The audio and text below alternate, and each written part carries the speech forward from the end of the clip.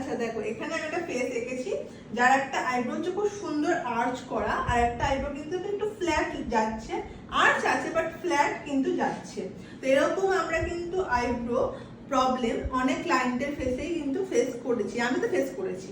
তো এই প্রবলেমটা অনেকের হয় পার্লারের যে মানে যারা করে দেয় প্লাক, সেই প্রবলেমের জন্য হয় যে এই দিকটা একটু আর্চটা ডাউন করে দেয়, বা অনেকের হয়তো নর্মালি হয়েই থাকে।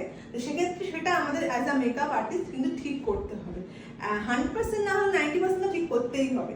এবার তোমরা কি করতে পারো, এই আর্চ যে পজিশনটা এখানে আসছে ঠিক সেম পজিশনে ওখানেও একটা ফলসলি হালকা আর্চ তোমরা এঁকে দেবে। এবার এক্ষেত্রে তোমরা প্রশ্ন করতে পারো যে ম্যাম সবার তো আইব্রো এরকমই হয় না, অনেক ধরনের হয়, যেরকম অনেকেরই হয় এরকম রাউন্ড, অনেকেরই হয় এরকম একটু ভি ক্যাটাগরি, আবার অনেকেরই হয় এরকম স্ট্রেট যায়, স্ট্রেট গিয়ে হয়ে যায়, কোনো আর্চ পজিশন থাকে না। এবারে রাউন্ড যদি ফুল রাউন্ড আইব্রো হয় দেন ওখানে আর্চ করার কোনো কথা আসছে না, যেরকম আছে সেরকমই ড্র করে ছেড়ে দাও।